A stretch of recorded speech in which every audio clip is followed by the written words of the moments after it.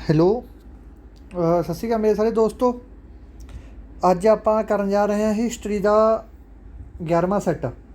ਠੀਕ ਹੈ, ਅਤੇ ਇਹਦੇ 11ਵੇਂ ਦੇ ਸੈੱਟ ਦੇ ਨਾਲ ਹੀ ਅੱਜ ਆਪਣੀ ਹਿਸਟਰੀ ਆਧੁਨਿਕ ਇਤਿਹਾਸ, ਠੀਕ ਹੈ, ਆਧੁਨਿਕ ਇਤਿਹਾਸ ਆਪਣੀ ਹਿਸਟਰੀ ਖਤਮ ਹੋਣ ਜਾ ਰਹੀ ਹੈ ਪੁੱਤਰੋ। ਅਤੇ ਅੱਜ ਆਪਾਂ ਜਸ਼ਨ ਮਨਾਉਣੇ ਆ ਫਿਰ। ਠੀਕ ਹੈ, ਅੱਜ ਫਿਰ ਨੱਚੀ ਗਈ ਕਿ ਕਿਵੇਂ ਕਰੀਏ ਦੱਸੋ ਜੀ ਫਿਰ ਦੋਸਤੋ, ਅੱਜ ਕਿਵੇਂ ਕਰੀਏ ਫਿਰ। ਅੱਜ ਫਿਰ ਜਸ਼ਨ ਮਨਾਈਏ, ਫਿਰ ਆਪਣੇ ਪਾਰਟੀ ਪੂਰਟੀ ਕਰਦੇ ਹਾਂ ਜੇ ਨਿਬੜ ਗਿਆ ਉਹਦਾ। ਠੀਕ ਹੈ, ਹਿਸਟਰੀ ਦਾ ਦੇਖੋ ਹੁਣ ਆਪਣਾ ਹਿਸਟਰੀ ਆਧੁਨਿਕ ਹਿਸਟਰੀ ਸੀ ਜਿਹੜੀ ਆਪਣੀ ਗਈ ਨਿਬੜ। ਹੁਣ ਆਧੁਨਿਕ ਹਿਸਟਰੀ ਵਿੱਚ ਇਸ ਤੋਂ ਬਾਹਰ ਕੋਈ ਪ੍ਰਸ਼ਨ ਬਣਨ ਦੀ ਸੰਭਾਵਨਾ ਹੈ ਨਹੀਂ। ਠੀਕ ਹੈ, ਕਿਉਂਕਿ ਮੈਂ ਤੁਹਾਨੂੰ ਜਿਵੇਂ ਪਹਿਲਾਂ ਕਿਹਾ ਹੈਗਾ, ਪਹਿਲਾਂ ਸ਼ੁਰੂ ਤੋਂ ਮੈਂ ਤੁਹਾਨੂੰ ਇਹ ਗੱਲ ਕਹਿਣਾ ਹੈ ਕਿ ਚੀਜ਼ ਆਪਾਂ ਕਰਾਂਗੇ ਹੌਲੀ ਹੌਲੀ। ਠੀਕ ਹੈ, ਜਿਹੜੀ ਚੀਜ਼ ਆਪਾਂ 4 ਦਿਨਾਂ 'ਚ ਖਤਮ ਕਰਨੀ ਉਹਦੇ ਵੱਧ ਤੋਂ ਵੱਧ 7 ਦਿਨ ਲੱਗ ਜਾਣਗੇ। ਓਕੇ ਜੀ, 4 ਦਿਨਾਂ 'ਚ ਖਤਮ ਕਰਨੀ ਵੱਧ ਤੋਂ ਵੱਧ 7 ਦਿਨ ਲੰਘ ਜਾਣਗੇ। ਪਰ ਆਪਾਂ ਚੀਜ਼ ਨਾ ਪੱਕੇ ਤੌਰ 'ਤੇ ਪੱਕੀ ਲੈਟਰ ਵਰਗੀ ਕਰਕੇ ਜਾਣੀ ਹੈ। ਚੀਜ਼ ਪੂਰੀ ਪੱਕੀ ਕਰਕੇ ਨਾ ਫਿਰ ਅੱਗੇ ਜਾਣਾ ਹੁੰਦਾ, ਫਿਰ ਫਾਇਦਾ ਹੈਗਾ। ਜੇ ਆਪਾਂ ਫਾਹਾ ਵੱਢਣਾ ਗਾ ਅੱਗੇ ਇੱਕ ਸੈੱਟ ਆਹ ਕਰਦਾ, ਦੂਜਾ ਸੈੱਟ ਆਹ ਕਰਦਾ, ਬਸ ਆਹ ਕੰਮ ਚੱਲਦਾ ਹੁੰਦਾ ਵਿੱਚ ਆਪਣਾ। ਚੱਲਣ ਦੇ ਕਿਵੇਂ ਚੱਲਦਾ, ਠੀਕ ਹੈ, ਉਹ ਕੰਮ ਨਹੀਂ ਆਪਾਂ ਕਰਨਾ। ਬਾਅਦ 'ਚ ਬਸ ਤੋਂ ਐਂ ਹੋ ਗਿਆ ਜੀ, ਐਂ ਜੇ ਕਰੀ ਜਾਊਂਗੇ ਬਾਅਦ 'ਚ ਫਿਰ ਉਹ ਗੱਲਾਂ ਨਾਲ ਮੈਨੂੰ ਕੋਈ ਤੰਤ ਵਾਲੀਆਂ ਗੱਲਾਂ ਨਹੀਂ ਹੁੰਦੀਆਂ। ਅਤੇ 11ਵਾਂ ਸੈੱਟ ਅੱਜ ਆਪਣਾ ਆਖਰੀ ਸੈੱਟ ਹੈਗਾ ਆਧੁਨਿਕ ਇਤਿਹਾਸ ਦਾ। ਜੇ ਕੋਈ ਮੈਂ ਬਾਕੀ ਮੈਂ ਕੱਢ ਕੇ ਦੇਖੂੰਗਾ ਕਿ ਪਿਛਲੇ ਸਾਲਾਂ ਦੇ ਵਿੱਚ ਕਿਹੜੇ ਕਿਹੜੇ ਪ੍ਰਸ਼ਨ ਪੁੱਛੇ ਗਏ ਆ, ਉਹ ਪ੍ਰਸ਼ਨ ਮੈਂ ਤੁਹਾਨੂੰ ਜੋ ਟੈਸਟ ਪਾਇਆ ਕਰੂੰਗਾ ਨਾ, ਉਹਦੇ ਵਿੱਚ ਤੁਹਾਨੂੰ ਮੈਂ ਉਹ ਚੀਜ਼ ਐਡ ਕਰ ਦਿਆ ਕਰੂੰਗਾ ਵਿੱਚ, ਜਿਹੜਾ ਕੋਈ ਸਕਿਪ ਹੋਊਗਾ। ਠੀਕ ਹੈ, ਨਹੀਂ ਹਜੇ ਤੱਕ ਕੋਈ ਸੰਭਾਵਨਾ ਨਹੀਂ ਹੈਗੀ, ਸਾਰਾ ਮੈਂ ਪੂਰਾ ਵਧੀਆ ਤੁਹਾਨੂੰ ਕਰਵਾਇਆ A to Z। ਜਿੰਨੇ ਆਪਣੇ ਦਿਨ ਲੱਗ ਗਏ ਨਾ, ਮਤਲਬ ਹੁਣ ਇਹ ਹੈਗਾ ਜੇ ਹਿਸਟਰੀ ਦੇ ਆਪ ਜੋ ਬੱਚੇ ਆਪਾਂ 2 ਜਾਂ 3 ਨੰਬਰਾਂ ਦੀ ਇਹ ਪਾਉਂਦੇ ਹੈਗੇ, ਆਧੁਨਿਕ ਹਿਸਟਰੀ ਪਾਉਂਦੇ ਆ, ਤਾਂ ਆਪਣੇ ਨੰਬਰ 100% ਵੱਟ 'ਤੇ ਪਏ ਆ ਹੁਣ। ਠੀਕ ਹੈ ਜੀ, ਅਤੇ ਤੁਹਾਨੂੰ ਵੀ ਪਤਾ ਲੱਗ ਗਿਆ ਉਹ ਕੰਟੈਂਟ ਦੇ ਵਿੱਚ ਕਿੰਨਾ ਕੁ ਦੇਵਾਂਗਾ। ਓਕੇ ਜੀ, ਦੇਖੋ ਅੱਜ ਆਪਾਂ ਕਰਨ ਜਾ ਰਹੇ ਹਾਂ ਉਪਾਧੀਆਂ ਦਿੱਤੀਆਂ ਸੀ। ਜਿਵੇਂ ਮੈਂ ਤੁਹਾਨੂੰ ਪੰਪ ਦੀ ਜਾਵਾਂ, ਤੁਸੀਂ ਮੈਨੂੰ ਪੰਪ ਦੀ ਜਾਓ, ਮੇਰਾ ਤਾਂ ਤੁਸੀਂ ਮੈਨੂੰ ਉਪਾਧੀ ਦੇ ਦਿਓ ਕਿ ਸਾਡਾ ਸਾਰਾ ਮਹਾਰਾਜ ਹੈਗਾ ਹੈ ਨਾ। ਮੈਂ ਤੁਹਾਨੂੰ ਦੇ ਦਾਂ ਕਿ ਮੇਰੇ ਚੇਲੇ ਬੜੇ ਤਕੜੇ ਆ। ਠੀਕ ਹੈ, ਆਹ ਚੀਜ਼ਾਂ ਹੁੰਦੀਆਂ ਕਿ ਇੱਕ ਦੂਜੇ ਨੂੰ ਉਪਾਧੀ ਦੇਣੀ ਕਿਸੇ ਨੂੰ। ਠੀਕ ਹੈ, ਇਹ ਦੇਖੋ ਮਹਾਤਮਾ ਗਾਂਧੀ ਨੇ ਰਵਿੰਦਰਨਾਥ ਟੈਗੋਰ ਨੂੰ ਗੁਰੂਦੇਵ ਕਿਹਾ ਸੀ। ਠੀਕ ਹੈ, ਪ੍ਰਸ਼ਨ ਇਹ ਪੁੱਛਿਆ ਜਾਊਗਾ ਕਿ ਗੁਰੂਦੇਵ ਦੀ ਉਪਾਧੀ ਰਵਿੰਦਰਨਾਥ ਟੈਗੋਰ ਨੂੰ ਕਿਸ ਨੇ ਦਿੱਤੀ ਸੀ। ਇਹ ਦਿੱਤੀ ਸੀ ਜੀ ਗਾਂਧੀ ਨੇ। ਅਤੇ ਜਦੋਂ ਰਵਿੰਦਰਨਾਥ ਟੈਗੋਰ ਨੂੰ ਗੁਰੂ ਦੇਵ ਦੀ ਉਪਾਧੀ ਦਿੱਤੀ, ਕਿਹਨੇ ਦਿੱਤੀ? ਮਹਾਤਮਾ ਗਾਂਧੀ ਨੇ। ਤਾਂ ਰਵਿੰਦਰਨਾਥ ਟੈਗੋਰ ਨੇ ਆਖਿਆ ਮੈਂ ਵੀ ਹੁਣ ਗਾਂਧੀ ਜੀ ਨੇ ਇੱਕ ਪੰਪ ਦੇ ਦਾਂ, ਜੋ ਗਾਂਧੀ ਜੀ ਨੇ ਮੈਨੂੰ ਪੰਪ ਦੇ ਤਾ ਗੁਰੂਦੇਵ ਕਹਿ ਕੇ, ਹੁਣ ਮੈਂ ਵੀ ਗਾਂਧੀ ਜੀ ਨੂੰ ਪੰਪ ਦੇ ਦਾਂ। ਗਾਂਧੀ ਜੀ ਨੂੰ ਇਹਨੇ ਮਹਾਤਮਾ ਦਾ ਨਾਂ ਦਿੱਤਾ। ਠੀਕ ਹੈ, ਪ੍ਰਸ਼ਨ ਇੱਥੋਂ 2 ਬਣ ਗਏ ਬੱਚਿਓ। ਪ੍ਰਸ਼ਨ ਕੀ ਬਣੂਗਾ? ਇੱਕ ਤਾਂ ਇਹ ਬਣੂਗਾ ਕਿ ਜਿਹੜੇ ਆਪਣੇ ਮਹਾਤਮਾ ਗਾਂਧੀ ਜੀ ਸੀ ਉਹਨਾਂ ਨੇ ਗੁਰੂਦੇਵ ਦੀ ਉਪਾਧੀ ਕਿਸ ਨੂੰ ਦਿੱਤੀ। ਠੀਕ ਹੈ ਜੀ, ਜਾਂ ਰਵਿੰਦਰਨਾਥ ਟੈਗੋਰ ਨੂੰ ਗੁਰੂਦੇਵ ਦੀ ਉਪਾਧੀ ਕਿਸ ਨੇ ਦਿੱਤੀ, ਜਾਂ ਗੁਰੂਦੇਵ ਦੀ ਉਪਾਧੀ ਕਿਸ ਨੂੰ ਦਿੱਤੀ ਗਈ। ਠੀਕ ਹੈ ਨਾ, ਇੱਕ ਪ੍ਰਸ਼ਨ ਤੋਂ 3-4 ਪ੍ਰਸ਼ਨ ਬਣ ਜਾਂਦੇ ਹੁੰਦੇ ਆ, ਤਾਂ ਕਰਕੇ ਡਿਟੇਲ 'ਚ ਤਾਂ ਪੜ੍ਹਾਉਣਾ ਹੁੰਦਾ ਮੈਂ ਤੁਹਾਨੂੰ। ਠੀਕ ਹੈ, ਅੱਧੇ ਬੱਚੇ ਕਹਿੰਦੇ MCQ ਕਰਾਇਆ ਕਰੋ, MCQ ਕਰਵਾ ਦਿਆ ਕਰੋ। ਇਸ ਤੋਂ ਬਾਅਦ MCQ ਕਰਨ ਦਿੱਤੀ ਆਪਾਂ ਹੁਣ। ਠੀਕ ਹੈ, ਅਤੇ ਰਵਿੰਦਰਨਾਥ ਟੈਗੋਰ ਨੇ ਗਾਂਧੀ ਜੀ ਨੂੰ ਮਹਾਤਮਾ ਕਹਿਤਾ ਸੀ। ਇਸ ਤੋਂ ਬਾਅਦ ਏਡੋਲਿਫ ਹਿਲਟਰ ਨੇ ਸੁਭਾਸ਼ ਚੰਦਰ ਬੋਸ ਜੀ ਨੂੰ ਨੇਤਾ ਦੀ ਉਪਾਧੀ ਦਿੱਤੀ ਸੀ। ਆਪਾਂ ਕਹਿੰਦੇ ਨਹੀਂ ਹੁੰਦੇ ਨੇਤਾ ਜੀ ਸੁਭਾਸ਼ ਚੰਦਰ ਬੋਸ। ਠੀਕ ਹੈ, ਨੇਤਾ ਜੀ ਪਹਿਲਾਂ ਨੇ ਨਾਮ ਉਰੇ ਐਡ ਨਹੀਂ ਸੀ, ਇਹ ਹਿਟਲਰ ਸੀ ਜਿਹੜਾ ਐਡੋਲਿਫ ਹਿਟਲਰ, ਉਹਨੇ ਕੀ ਕੀਤਾ ਸੀ, ਸੁਭਾਸ਼ ਚੰਦਰ ਬੋਸ ਜੀ ਨੂੰ ਨੇਤਾ ਦੀ ਉਪਾਧੀ ਦਿੱਤੀ ਸੀ। ਇਸ ਤੋਂ ਬਾਅਦ ਪ੍ਰਸ਼ਨ ਆ ਜਾਂਦਾ ਕਿ ਬਦਰੌਲੀ ਦੀਆਂ ਔਰ ਵੱਲਭ ਭਾਈ ਪਟੇਲ ਨੂੰ ਸਰਦਾਰ ਦੀ ਉਪਾਧੀ ਕਿਹਨੇ ਦਿੱਤੀ ਸੀ। ਇਹ ਬੱਚੋ ਅਲੱਗ-ਅਲੱਗ ਕਿਤਾਬਾਂ ਦੇ ਵਿੱਚ 2 ਚੀਜ਼ਾਂ ਦਿੱਤੀਆਂ ਹੋਈਆਂ। ਉਹ ਮੇਨ ਤਾਂ ਸਹੀ ਆਨਸਰ ਤਾਂ ਇਹੀ ਬਣੂਗਾ ਕਿ ਬਦਰੌਲੀ ਦੀਆਂ ਔਰਤਾਂ ਨੇ ਵੱਲਭ ਭਾਈ ਪਟੇਲ ਨੂੰ ਸਰਦਾਰ ਦੀ ਉਪਾਧੀ ਦਿੱਤੀ ਸੀ। ਜੇ ਆਪਾਂ ਨੂੰ ਬਦਰੌਲੀ ਦੀਆਂ ਔਰਤਾਂ ਕਿਤੇ ਆਪਸ਼ਨ ਦੇ ਵਿੱਚ ਨਹੀਂ ਮਿਲਦਾ, ਤਾਂ ਉੱਥੇ ਆਪਾਂ ਨੂੰ ਗਾਂਧੀ ਜੀ ਮਿਲ ਰਹੇ ਹੈ, ਤਾਂ ਗਾਂਧੀ ਜੀ ਦੇ ਟਿਕ ਲਾ ਦਿਓ। ਠੀਕ ਹੈ, ਓਕੇ ਜੀ। ਇਸ ਤੋਂ ਬਾਅਦ ਡਾਕਟਰ ਰਾਜਿੰਦਰ ਪ੍ਰਸਾਦ ਸੀ ਆਪਣੇ, ਤਾਂ ਤੁਹਾਨੂੰ ਪਤਾ ਹੀ ਡਾਕਟਰ ਰਾਜਿੰਦਰ ਪ੍ਰਸਾਦ ਕੌਣ ਸੀ। ਤੁਸੀਂ ਦੱਸੋ ਕਿ ਰਾਸ਼ਟਰਪਤੀ ਸੀ, ਪ੍ਰੈਜ਼ੀਡੈਂਟ ਸੀ, ਜਾਂ ਸਰਪੰਚ ਸੀ ਕਿਸੇ ਪਿੰਡ ਦਾ ਇਹ। ਠੀਕ ਹੈ, ਅਤੇ ਦੇਸ਼ ਰਤਨ ਦੀ ਉਪਾਧੀ ਕਿਸੇ ਨੇ? ਦੇਸ਼ ਰਤਨ ਦੀ ਉਪਾਧੀ ਰਾਜਿੰਦਰ ਪ੍ਰਸਾਦ ਜੀ ਨੂੰ ਕਿਹਨੇ ਦਿੱਤੀ ਸੀ? ਮਹਾਤਮਾ ਗਾਂਧੀ ਜੀ ਨੇ।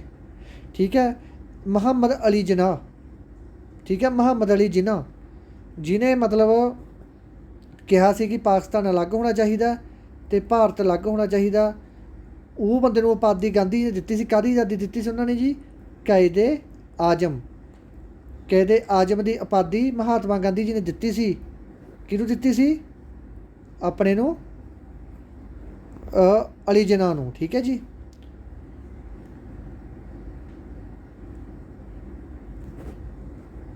ਇਸ ਤੋਂ ਬਾਅਦ ਅਗਲਾ ਰਵਿੰਦਰਨਾਥ ਟੈਗੋਰ ਨੇ ਸੁਭਾਸ਼ ਚੰਦਰ ਬੋਸ ਨੂੰ ਦੇਸ਼ ਨਾਇਕ ਦੀ ਉਪਾਧੀ ਦਿੱਤੀ ਸੀ। ਪ੍ਰਸ਼ਨ ਇਹ ਪੁੱਛਿਆ ਜਾ ਸਕਦਾ ਹੈ ਕਿ ਰਵਿੰਦਰਨਾਥ ਟੈਗੋਰ ਨੇ ਸੁਭਾਸ਼ ਚੰਦਰ ਜੀ ਨੂੰ ਕਿਹੜੀ ਉਪਾਧੀ ਦਿੱਤੀ ਸੀ? ਦੇਸ਼ ਨਾਇਕ ਦੀ। ਰਵਿੰਦਰਨਾਥ ਟੈਗੋਰ ਨੇ ਸੁਭਾਸ਼ ਚੰਦਰ ਬੋਸ ਜੀ ਨੂੰ ਦੇਸ਼ ਨਾਇਕ ਕਿਹਾ ਸੀ। ਇਸ ਤੋਂ ਬਾਅਦ ਇੱਕ ਤੁਹਾਨੂੰ ਪ੍ਰਸ਼ਨ ਹੋਰ ਆਊਗਾ, ਜਿਹੜਾ ਸਵਾਮੀ ਵਿਵੇਕਾਨੰਦ ਸੀ ਹੈ ਨਾ, ਇਹਦਾ ਬਚਪਨ ਦਾ ਨਾਮ ਕੀ ਸੀ? ਦੱਸੋ ਕੀ ਸੀ ਬਚਪਨ ਦਾ ਨਾਮ? ਮੂਲ ਸ਼ੰਕਰ ਸੀ, ਕੀ ਸੀ? ਠੀਕ ਹੈ, ਅਤੇ ਮੂਲ ਸ਼ੰਕਰ ਜੇ ਨਾਂ ਸੀ ਤਾਂ ਕਿਹਦਾ ਨਾਂ ਸੀ? ਠੀਕ ਹੈ, ਅਤੇ ਮਹਾਰਾਜਾ ਖੇਤੜੀ ਨੇ ਸਵਾਮੀ ਵਿਵੇਕਾਨੰਦ ਨੂੰ ਵਿਵੇਕਾਨੰਦ ਦੀ ਉਪਾਧੀ ਬੱਚਿਓ ਦਿੱਤੀ ਸੀ। ਓਕੇ ਜੀ।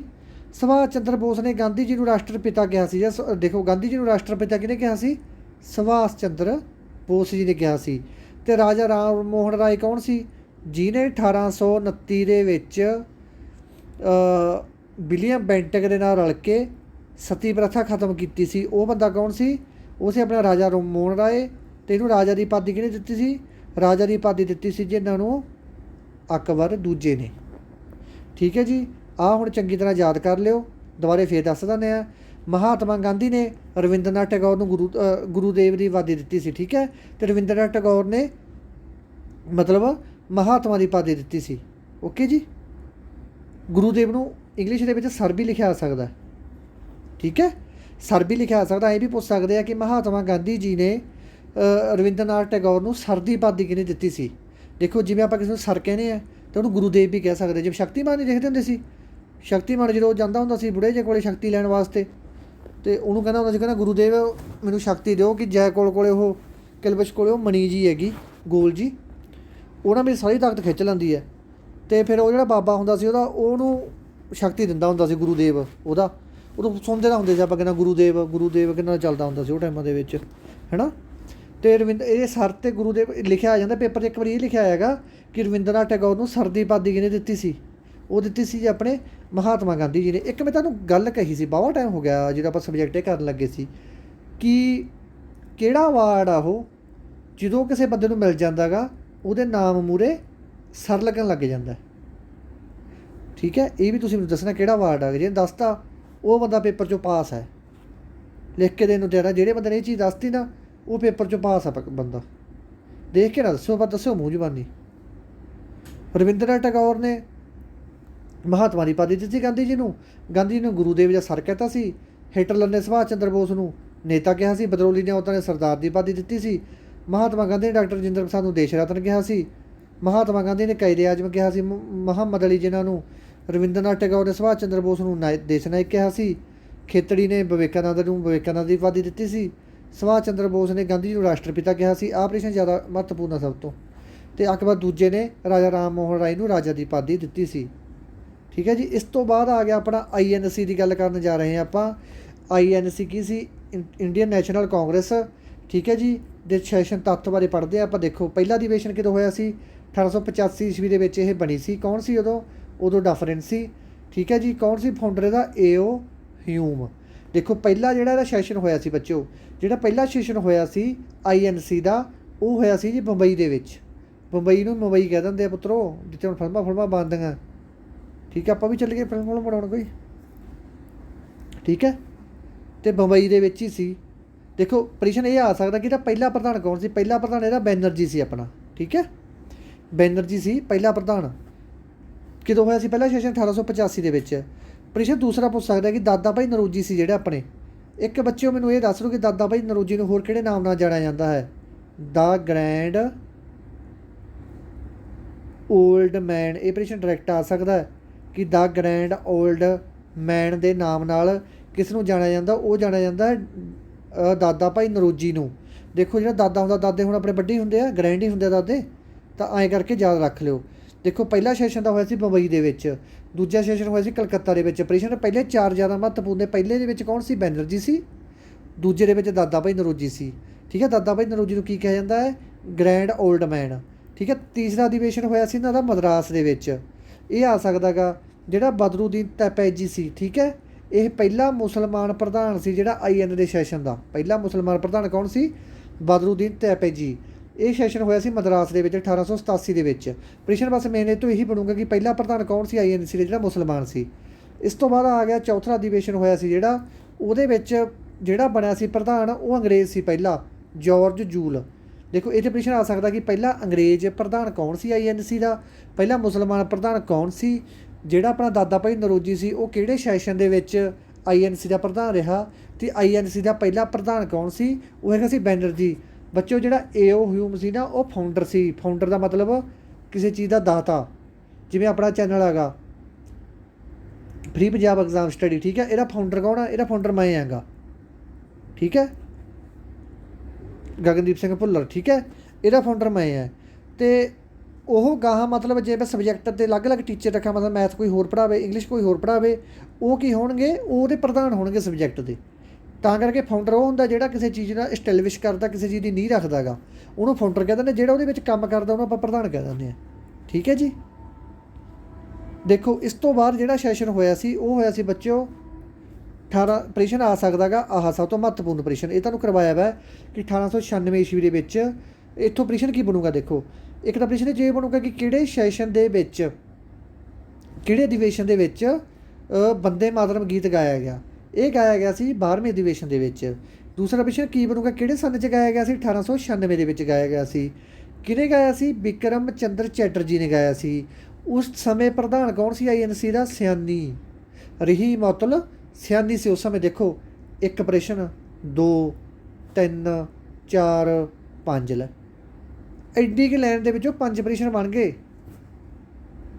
ਹੁਣ ਅਗਲਾ ਨਜ਼ਰੀਆ ਡਿਪੈਂਡ ਕਰਦਾ ਕਿ ਕਿੱਥੋਂ ਦੇਖ ਕੇ ਪਾਉਣਾ, ਕਿੱਥੋਂ ਨਹੀਂ ਪਾਉਣਾ, ਠੀਕ ਹੈ। ਜਿਹੜਾ ਮੈਂ ਹੁੰਦਾ ਚਲ ਮੈਂ ਤੁਹਾਨੂੰ ਸੌਖਾ ਜਿਹਾ ਪਾ ਦਿੰਦਾ, ਠੀਕ ਹੈ। ਹੁਣ ਥੋੜ੍ਹਾ ਜਿਹਾ ਬੰਦਾ ਉਲਝਾ ਕੇ ਪਾਉਂਦਾ ਹੁੰਦਾ ਚੀਜ਼।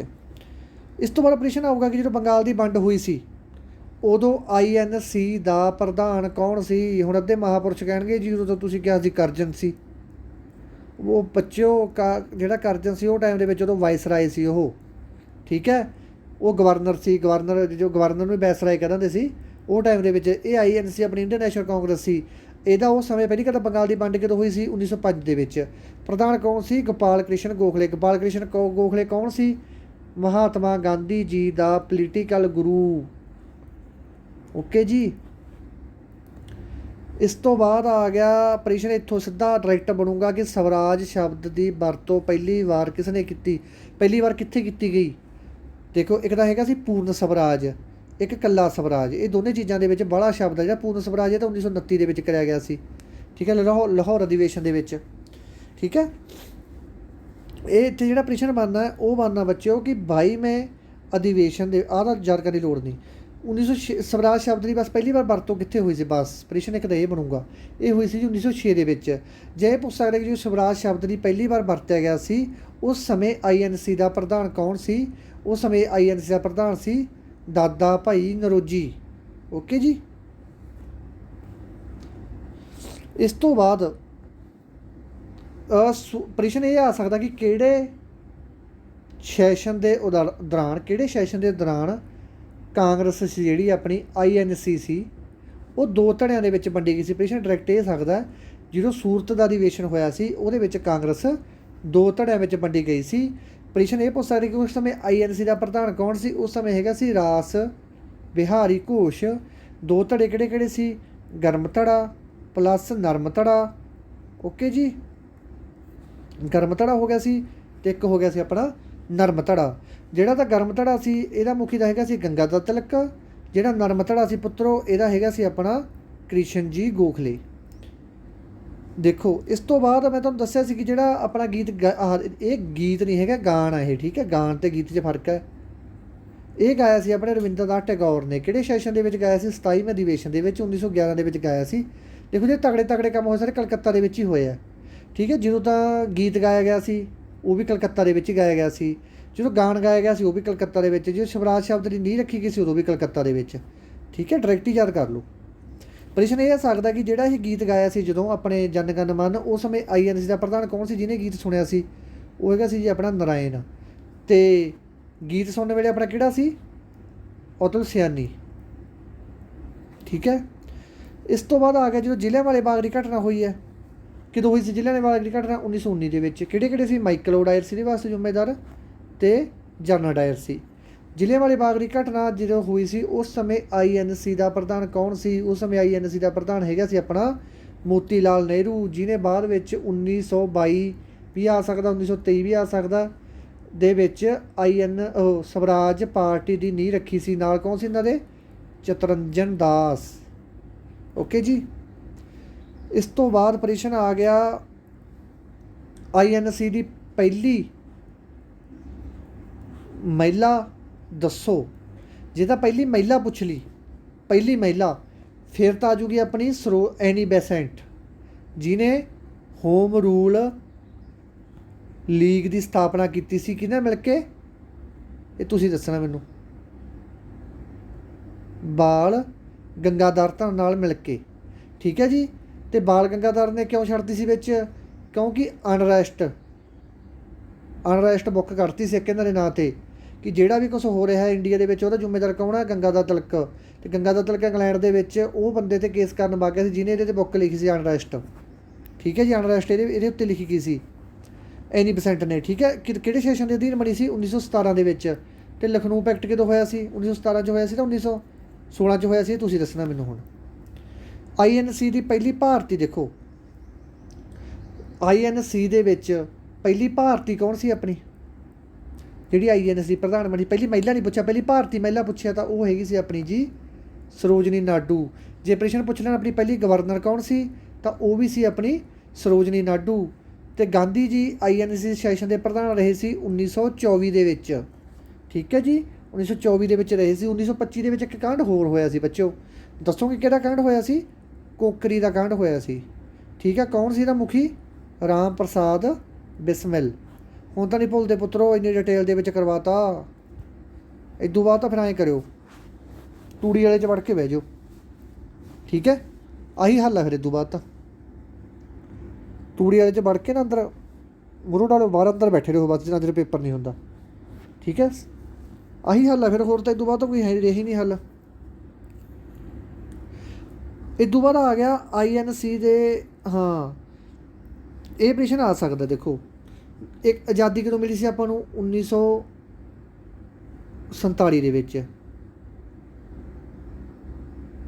1947 ਦੇ ਵਿੱਚ ਆਜ਼ਾਦੀ ਮਿਲੀ ਸੀ, 15 ਅਗਸਤ 1947 ਦੇ ਵਿੱਚ। ਆਜ਼ਾਦੀ ਮਿਲਣ ਤੋਂ ਪਹਿਲਾਂ INC ਦਾ ਪ੍ਰਧਾਨ ਕੌਣ ਸੀ, GB ਕਿਰਪਾਨੀ। ਸਿੱਧਾ ਯਾਦ ਰੱਖ ਲਿਓ, ਅਗਲਾ ਕੱਬਾ ਸੀ ਮੁੱਦਾ। GB ਕਿਰਪਾਨੀ ਕਿਰਪਾਨ ਚੱਕੀ ਖੜਾ ਸੀ ਪਤੰਦਰ। ਠੀਕ ਹੈ। ਕਿਰਪਾਨ ਚੱਕੀ ਖੜਾ ਸੀ, ਕਹਿੰਦਾ ਦਿਓ ਆਜ਼ਾਦੀ ਸਾਨੂੰ। ਠੀਕ ਹੈ। ਅਤੇ ਜਦੋਂ ਆਜ਼ਾਦੀ ਮਿਲ ਗਈ, ਆਜ਼ਾਦੀ ਤੋਂ ਬਾਅਦ ਇਹ ਕੀ ਬਣ ਗਿਆ, ਸੀਤਾਰਾਮ ਬਣ ਗਿਆ। ਠੀਕ ਹੈ। ਆਜ਼ਾਦੀ ਤੋਂ ਬਾਅਦ ਕੀ ਬਣ ਗਿਆ, ਸੀਤਾਰਮਈਆ ਬਣ ਗਿਆ। ਦੇਖੋ। ਠੀਕ ਹੈ ਜੀ। ਹੁਣ ਤਾਂ ਨਹੀਂ ਕੋਈ ਭੁੱਲਦਾ ਪੁੱਤਰੋ, ਮੇਰੇ ਮੂੰਹ ਜ਼ਬਾਨੀ ਯਾਦ ਆ ਜਾ ਸਾਰੇ, ਤੁਹਾਡੇ ਨਾਲ ਕਰਦਾ ਕਰਦੇ ਨਹੀਂ ਮੇਰੇ ਯਾਦ ਹੋ ਜਾਂਦੇ ਆ। ਪੜ੍ਹ ਲਓ ਪਤੰਦਰੋ, ਪੜ੍ਹ ਲਓ, ਕੁਛ ਬਣ ਜਾਓਗੇ।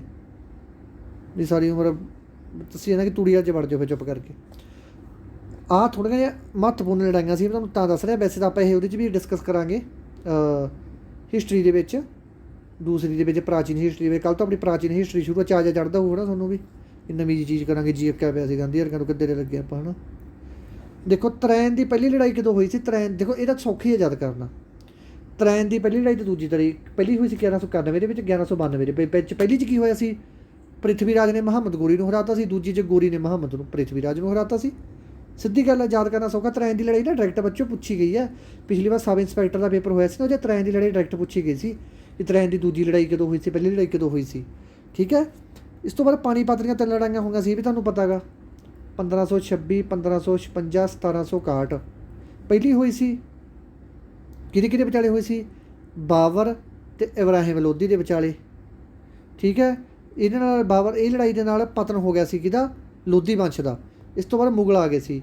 1556 ਦੇ ਵਿੱਚ ਕਿਹਦੇ ਨਾਲ ਹੋਈ ਸੀ, ਅਕਬਰ ਅਤੇ ਹੇਮੂ ਨਾਲ ਹੋਈ ਸੀ। ਠੀਕ ਹੈ। ਇਸ ਤੋਂ ਬਾਅਦ ਜਿਹੜੀ ਐਂਡ ਵਾਲੀ ਹੋਈ ਸੀ, ਉਹ ਹੋਈ ਸੀ ਆਪਣੀ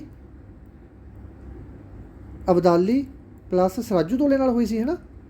ਠੀਕ ਹੈ ਜੀ। ਦੇਖੋ ਇਹ ਲੜਾਈਆਂ ਤੁਹਾਨੂੰ ਪਹਿਲਾਂ ਹੀ ਕਰਵਾ ਦਿੱਤੀਆਂ। ਇਹ ਤੋਂ ਬਾਅਦ ਖਾਨਵਾ ਦਾ ਯੁੱਧ, ਖਾਨਵਾ ਦਾ ਯੁੱਧ ਬਹੁਤ ਮਹੱਤਵਪੂਰਨ ਹੈ। ਖਾਨਵਾ ਦਾ ਯੁੱਧ ਡਾਇਰੈਕਟ ਯਾਦ ਕਰ ਲਓ, ਕਿਹਦੇ ਵਿਚਾਲੇ ਹੋਇਆ ਸੀ, ਬਾਬਰ ਅਤੇ ਰਾਣਾ ਸਾਂਗਾ ਦੇ ਵਿਚਾਲੇ ਹੋਇਆ ਸੀ। ਬਾਬਰ ਨੇ ਕੀ ਹੋਇਆ ਸੀ, ਹਰਾਤਾ ਸੀ ਰਾਣਾ ਸਾਂਗਾ ਨੂੰ। ਰਾਣਾ ਸਾਂਗਾ ਨਾਲ ਪਹਿਲਾਂ ਦੀ ਲਿਹਾਜ਼ ਸੀ ਬੰਦੇ ਦੀ ਥੋੜ੍ਹੀ ਮੋਟੀ, ਵਧੀਆ ਲਿਹਾਜ਼ ਸੀ, ਇਕੱਠੇ ਪੈਗ ਸ਼ੈਗ ਵੀ ਲਾਉਂਦੇ ਹੋਣਗੇ ਜੋ ਲਿਹਾਜ਼ ਸੀ ਇਹਨਾਂ ਦੀ। ਠੀਕ ਹੈ। ਅਤੇ ਬਾਅਦ ਵਿੱਚ ਇਹ ਕੀ ਹੋਇਆ, ਇਹਨਾਂ ਦਾ ਆਪਸ 'ਚ ਹੀ ਬਣਨੋਂ ਹਟ ਗਈ ਸੀ ਇਹਨਾਂ ਦੀ। ਫਿਰ ਇਹਨੇ ਆਪਸ ਵਿੱਚ ਯੁੱਧ ਕਰ ਲਿਆ ਸੀ, ਖਾਨਵਾ ਦਾ ਯੁੱਧ 1527 ਦੇ ਵਿੱਚ। ਦੇਖੋ ਖਾਨਵਾ ਦਾ ਯੁੱਧ ਅਤੇ ਚੰਦੇਰੀ ਦਾ ਯੁੱਧ, ਇਹ ਇਕੱਠੇ ਯਾਦ ਕਰ ਲਿਓ। ਖਾਨ ਨੇ ਕੀ ਕਰਤਾ, ਚੰਦ ਚੜ੍ਹਾਤਾ। ਠੀਕ ਹੈ। ਯਾਦ ਕਰ ਲਓ, ਖਾਨ ਨੇ ਕੀ ਕਰਤਾ, ਚੰਦ ਚੜ੍ਹਾਤਾ। ਇੱਕ ਯਾਦ ਕਰ ਲਓ, ਦੂਜੀ ਆਪਣੇ ਆਪ ਹੀ ਯਾਦ ਹੋ ਜੂਗੀ। ਇਹ ਬਾਬਰ ਦੀ ਰਾਣਾ ਸਾਂਗਾ ਨਾਲ ਹੋਈ ਸੀ, ਇਹ ਵੀ ਬਾਬਰ ਦੀ ਹੋਈ ਸੀ ਮੇਦਰੀ ਰਾਏ ਨਾਲ। ਠੀਕ ਹੈ। ਉਹ ਬਾਬਰ ਦੀ ਸਾਂਗਾ ਨਾਲ ਹੋਈ ਸੀ, ਮੇਦਰੀ ਰਾਏ ਨਾਲ ਹੋਈ ਸੀ ਚੰਦੇਰੀ ਦੀ। ਠੀਕ ਹੈ। ਚੇਂਦਰੀ ਮੇਂਦਰੀ, ਐਂ ਯਾਦ ਕਰ ਲਓ, ਚੇਂਦਰੀ ਮੇਂਦਰੀ। ਇਹ ਤੋਂ ਬਾਅਦ ਘਾਗਰਾ ਦਾ ਯੁੱਧ, ਹੁਣ ਇਹ 'ਚ ਇਹ ਨਹੀਂ ਸੀ ਅੱਧੇ ਕਹਿਣਗੇ ਘਾਗਰਾ ਯੁੱਧ ਕੀ ਹੋਇਆ ਸੀ, ਕੀ ਘੱਗਰੇ ਪਾ ਕੇ ਲੜੇ ਸੀ, ਹੈ ਨਾ। ਇਹ ਪੁੱਤ ਘੱਗਰੇ ਪਾ ਕੇ ਨਹੀਂ ਲੜੇ ਸੀ, ਨਾ ਇਹ ਕੋਈ ਫਰਾਕ ਪਾ ਕੇ ਲੜੇ ਸੀ। ਇਹ ਘਾਗਰਾ ਨਦੀ ਦੇ ਕਿਨਾਰੇ 'ਤੇ ਮੇਰੇ ਹਿਸਾਬ ਨਾਲ ਜੰਗ ਹੋਈ ਸੀ, ਤਾਂ ਕਰਕੇ ਉਹਨੂੰ ਘਾਗਰਾ ਕਹਿ ਦਿੰਦੇ ਆ। ਠੀਕ ਹੈ। ਅਤੇ 1529 ਦੇ ਵਿੱਚ ਇਹਨੂੰ ਹੋਇਆ ਸੀ, ਬਾਬਰ ਨੇ ਅਫਗਾਨਾਂ ਨੂੰ ਹਰਾਤਾ ਸੀ। ਓਕੇ ਜੀ। ਇਸ ਤੋਂ ਬਾਅਦ ਚੌਸਾ ਦਾ ਯੁੱਧ, ਆਹ ਬਹੁਤ ਮਹੱਤਵਪੂਰਨ ਯੁੱਧ ਆ ਚੌਸਾ ਦਾ। ਦੇਖੋ ਸੇਮ ਟੂ ਸੇਮ ਯਾਰ ਕਿਹੜਾ 1529 ਤੋਂ 10 ਸਾਲਾਂ ਬਾਅਦ 1539। ਇਹ ਸ਼ੇਰਸ਼ਾਹ ਸੂਰੀ ਅਤੇ ਹਮਾਯੂ, ਸ਼ੇਰਸ਼ਾਹ ਸੂਰੀ ਨੇ ਹਮਾਯੂ ਨੂੰ ਹਰਾਤਾ ਸੀ ਇਹਦੇ ਵਿੱਚ। ਇਸ ਤੋਂ ਬਾਅਦ ਕਨੌਜ ਦਾ ਯੁੱਧ ਹੋਇਆ ਸੀ ਅਗਲੇ ਸਾਲ ਹੀ, ਉਹਦੇ ਵਿੱਚ ਸ਼ੇਰਸ਼ਾਹ ਸੂਰੀ ਨੇ ਹਮਾਯੂ ਨੂੰ ਫੇਰ ਹਰਾਤਾ। ਠੀਕ ਹੈ। ਪਾਣੀਪਤ ਵਾਲਾ ਤੁਹਾਨੂੰ ਮੈਂ ਪਹਿਲਾਂ ਕਰਵਾਈ ਗਿਆ। ਠੀਕ ਹੈ। ਘਾਗਰਾ ਦਾ ਯੁੱਧ, ਚੌਸਾ ਦਾ ਯੁੱਧ, ਕਨੌਜ ਦਾ ਯੁੱਧ, ਇਹ ਯਾਦ ਕਰ ਲਿਓ ਪੁੱਤ, ਬਹੁਤ ਜ਼ਿਆਦਾ ਮਹੱਤਵਪੂਰਨ ਨੇ। ਤਾਲੀਕੋਟ ਦਾ ਯੁੱਧ, ਇਹ 'ਚ ਆਏ ਨਹੀਂ ਸੀ ਕਿ ਤਾੜੀਆਂ ਵਜਾਈਆਂ ਸੀ ਇਹਨਾਂ ਨੇ। ਤਾਲੀਕੋਟ ਦਾ ਜਗ੍ਹਾ ਹੈਗੀ ਤਾਲੀਕੋਟ, ਉਹਦਾ ਯੁੱਧ ਹੋਇਆ ਸੀ 1565 ਈਸਵੀ ਦੇ ਵਿੱਚ। ਪ੍ਰਸ਼ਨ ਪੁੱਛ ਸਕਦੇ ਕਿ ਜਿਹੜੇ ਵਿਜੇਨਗਰ ਸ਼ਹਿਰ ਸੀ, ਵਿਜੇਨਗਰ ਇਹ ਮੇਰੇ ਹਿਸਾਬ 'ਤੇ ਰਾਜਾ ਰਾਜ ਪਹਿਲਾ ਸੀ, ਰਾਜਾ ਰਾਜ ਪਹਿਲਾ, ਉਹਨੇ ਮੇਰੇ ਹਿਸਾਬ 'ਤੇ ਵਿਜੇਨਗਰ ਸ਼ਹਿਰ ਵਸਾਇਆ ਸੀ। ਠੀਕ ਹੈ। ਆਪਣੇ ਮਹਿੰਦਰ ਪ੍ਰਤਾਪ ਨੇ, ਮਹਿੰਦਰ ਨੇ ਵਸਾਇਆ ਸੀ। ਮੈਨੂੰ ਥੋੜ੍ਹੀ ਕਨਫਿਊਜ਼ਨ ਹੈ ਇਹ 'ਚ। ਅਤੇ ਜਿਹੜੇ ਵਿਜੇਨਗਰ ਸੀ, ਠੀਕ ਹੈ ਨਾ, ਪ੍ਰਸ਼ਨ ਪੁੱਛ ਸਕਦੇ ਕਿਹੜੀ ਯੁੱਧ ਦੇ ਨਾਲ ਵਿਜੇਨਗਰ ਦਾ ਪਤਨ ਹੋ ਗਿਆ ਸੀ। ਇਹ ਹੋਇਆ ਸੀ ਤਾਲੀਕੋਟ ਨਾਲ। ਤਾਲੀਕੋਟ ਦੀ ਜਿਹੜੀ ਜੰਗ ਹੋਈ ਸੀ ਉਹਦੇ ਨਾਲ ਕੀ ਹੋ ਗਿਆ ਸੀ ਜੀ, ਪਤਨ ਹੋ ਗਿਆ ਸੀ। ਇਸ ਤੋਂ ਬਾਅਦ ਪਲਾਸੀ ਦੀ ਲੜਾਈ, ਹਲਦੀ ਘਾਟ ਦੀ ਲੜਾਈ ਤਾਂ ਇੰਨੀ ਮਹੱਤਵਪੂਰਨ ਆ ਪੁੱਤਰੋ, ਗੱਲਾਂ ਛੱਡ ਦਿਓ। ਇਹ ਅਕਬਰ ਅਤੇ ਮਹਾਰਾਣਾ ਪ੍ਰਤਾਪ ਦੇ ਵਿੱਚ ਹੋਈ ਸੀ। ਅਕਬਰ ਨੇ ਮਹਾਰਾਣਾ ਪ੍ਰਤਾਪ ਨੂੰ ਹਰਾਤਾ ਸੀ। ਦੇਖੋ ਪ੍ਰਸ਼ਨ ਕਿੰਨੇ ਬਣਦੇ ਆ। ਹਲਦੀ ਘਾਟ ਦੀ ਲੜਾਈ ਕਦੋਂ ਹੋਈ ਸੀ? 1576 ਦੇ ਵਿੱਚ। ਕਿਹਦੇ ਵਿਚਾਲੇ ਹੋਈ ਸੀ? ਇਹਨਾਂ ਵਿਚਾਲੇ। ਕਿਹਨੂੰ ਹਰਾਤਾ ਸੀ? ਇਹਨੇ ਨੂੰ ਹਰਾਤਾ ਸੀ। ਠੀਕ ਹੈ ਨਾ। ਇੱਕ ਚੀਜ਼ ਡਿਟੇਲ 'ਚ ਪੜ੍ਹਿਆ ਕਰੋ, ਫਿਰ ਜਾ ਕੇ ਪੇਪਰ ਕਿਤੇ ਕਲੀਅਰ ਹੋਊਗਾ। ਵਿੱਚ ਉਹ ਵੀ ਬੈਠੇ ਹੋਣਗੇ ਸੰਦ ਜਿਹੜੇ ਇੰਨੇ ਸਾਲਾਂ ਦੇ, 5-5 ਸਾਲਾਂ ਦੀ, 6-6 ਸਾਲਾਂ ਦੀ ਤਿਆਰੀ ਕਰੀ ਜਾਂਦੇ ਆ, ਪੂਰਾ ਇਹ ਬਣਾਈ ਬੈਠੇ ਹੋਣਗੇ ਆਪਦਾ ਮਕਸਦ ਕਿ ਲੱਗਣਾ ਕੁਛ, ਤੁਸੀਂ ਹੁਣ ਲੱਗੇ ਹੋ, ਤਾਂ ਕਰਕੇ ਆਪਾਂ ਉਹਨਾਂ ਦੇ ਬਰਾਬਰ ਰਲਣਾ ਗਾ। ਓਕੇ ਪੁੱਤਰੋ। ਦੇਖੋ ਪਲਾਸੀ ਲੜਾਈ ਕਦੋਂ ਹੋਈ ਸੀ? 1757 ਦੇ ਵਿੱਚ। ਕਿਹਦੇ ਵਿਚਾਲੇ? ਅੰਗਰੇਜ਼ਾਂ ਅਤੇ ਸਰਾਜੂ ਦੌਲਾ ਦੇ ਵਿਚਕਾਰ ਹੋਈ ਸੀ ਜੀ। ਓਕੇ ਜੀ। ਪਲਾਸੀ ਲੜਾਈ ਡਾਇਰੈਕਟ ਹੀ ਚੱਲ, ਪਲਾਸੀ ਲੜਾਈ 1757 ਦੇ ਵਿੱਚ ਅੰਗਰੇਜ਼ਾਂ ਅਤੇ ਸਰਾਜੂ ਦੌਲਾ ਦੇ ਵਿਚਾਲੇ। ਪਾਣੀਪਤ ਦੀ ਤੀਸਰੀ ਲੜਾਈ ਤੁਹਾਨੂੰ ਮੈਂ ਕਰਵਾ ਕੇ ਗਿਆ, ਅਬਦਾਲੀ ਅਤੇ ਸੱਚ ਮਰਾਠਿਆਂ ਦੇ ਵਿਚਕਾਰ ਹੋਈ ਸੀ ਪੁੱਤ। ਠੀਕ ਹੈ। ਅਤੇ ਬਕਸਰ ਦਾ ਯੁੱਧ ਵੀ ਤੁਹਾਨੂੰ ਯਾਦ ਕਰਵਾ ਕੇ ਗਿਆ। 64 ਦੇ 64 ਦੰਦ ਵਾਲੀ ਗੱਲ ਦੱਸੀ ਤਾਂ ਸੀ ਤੁਹਾਨੂੰ ਮੈਂ। ਮੀਰ ਕਾਸਮ ਨੂੰ ਹਰਾਤਾ ਸੀ ਅੰਗਰੇਜ਼ਾਂ ਨੇ। ਠੀਕ ਹੈ। ਪਏ ਆ ਹਜੇ, ਖੁਸ਼ ਹੋ ਗਏ ਹੋਣਗੇ ਹੈ ਨਾ ਕਿ ਵਧੀਆ ਖਤਮ ਹੋ ਗਏ। ਦੇਖੋ ਆਜ਼ਾਦੀ ਦਾ ਪਹਿਲਾ ਯੁੱਧ ਕਿਹਨੂੰ ਕਿਹਾ ਜਾਂਦਾ? ਉਹ ਕਿਹਾ ਜਾਂਦਾ 1857 ਦੇ ਵਿਦਰੋਹ ਨੂੰ, ਜਿਹੜਾ ਬੈਰਕਪੁਰ ਛਾਉਣੀ ਤੋਂ ਸ਼ੁਰੂ ਹੋਇਆ ਸੀ। ਮੰਗਲ ਪਾਂਡੇ ਦਾ ਪਹਿਲਾ ਸ਼ਹੀਦ ਸੀ। ਠੀਕ ਹੈ। ਚਰਬੀ ਵਾਲੇ ਕਾਰਤੂਸ ਵਰਤਣ ਕਰਕੇ, ਅਤੇ ਨਾਨਾ ਸਾਹਿਬ ਦੀ ਪੈਨਸ਼ਨ ਬੰਦ ਕਰਕੇ, ਅਤੇ ਬਹਾਦਰ ਸ਼ਾਹ ਨੂੰ ਕਿਲੇ 'ਚੋਂ ਕੱਢਣ ਕਰਕੇ, ਠੀਕ ਹੈ, ਅਤੇ ਹੜੱਪ ਨੀਤੀ ਕਰਕੇ, ਅਤੇ ਸਤੀ ਪ੍ਰਥਾ ਖਤਮ ਕਰਨ ਕਰਕੇ, ਵਿਧਵਾ ਵਿਆਹ ਲਾਗੂ ਹੋਣ ਕਰਕੇ, ਇਹਨਾਂ ਸਾਰਿਆਂ ਦੇ ਵਿਦਰੋਹ ਦੇ ਵਿੱਚ ਸੀ ਜਿਹੜਾ ਇਹ ਸੁਤੰਤਰਤਾ ਯੁੱਧ ਹੋਇਆ ਸੀ 1857 ਦਾ। ਠੀਕ ਹੈ ਜੀ। ਇਹ ਸਾਰੇ ਕਾਰਨ ਸੀ ਇਹਦੇ। ਦੇਖੋ ਭਾਰਤ ਅਤੇ ਚੀਨ ਦਾ ਯੁੱਧ ਹੋਇਆ ਸੀ, ਉਹ ਤਾਂ ਆਪਾਂ ਦੇਖਿਆ ਵੀ ਨਹੀਂ ਹੋਣਾ। ਭਾਰਤ ਦੇ ਪਿਛਲੇ ਕਈ ਵਾਰ ਤੁਸੀਂ ਸੁਣਿਆ ਹੋਊਗਾ ਕਿ ਭਾਰਤ ਅਤੇ ਚੀਨ ਦਾ ਯੁੱਧ ਲੱਗਿਆ ਸੀ 1962 ਦੇ ਵਿੱਚ। ਇਸ ਤੋਂ ਬਾਅਦ ਲੱਗਿਆ ਸੀ ਭਾਰਤ ਅਤੇ ਪਾਕਿਸਤਾਨ ਦਾ ਯੁੱਧ। 65 ਅਤੇ 71 ਦੀਆਂ 2 ਜੰਗਾਂ ਹੋਈਆਂ ਸੀ। ਓਕੇ ਜੀ। 65 ਅਤੇ 71 ਦੀਆਂ 2 ਜੰਗਾਂ ਹੋਈਆਂ ਸੀ। ਪ੍ਰਸ਼ਨ ਆ ਸਕਦਾ ਕਿ ਭਾਰਤ ਦਾ ਦੂਜਾ ਭਾਰਤ ਦਾ ਯੁੱਧ ਸੀ ਜਿਹੜਾ ਪਾਕਿਸਤਾਨ ਦਾ ਕਦੋਂ ਲੱਗਿਆ ਸੀ? 71 ਦੇ ਵਿੱਚ। ਪਹਿਲਾਂ ਲੱਗਿਆ ਸੀ 1965 ਦੇ ਵਿੱਚ। ਇਸ ਤੋਂ ਬਾਅਦ ਆਉਂਦਾ ਪ੍ਰਸ਼ਨ ਆਪਣਾ ਪਹਿਲਾ ਵਿਸ਼ਵ ਯੁੱਧ, ਜਿਹਨੂੰ ਵਰਲਡ ਵਾਰ ਕਹਿ ਦਿੰਦੇ ਆ। ਵਰਲਡ ਵਾਰ 1 ਅਤੇ ਵਰਲਡ ਵਾਰ 2, ਇਹਦੇ ਬਾਰੇ ਆਪਾਂ ਡਿਟੇਲ 'ਚ ਬਾਅਦ 'ਚ ਡਿਸਕਸ ਕਰਾਂਗੇ।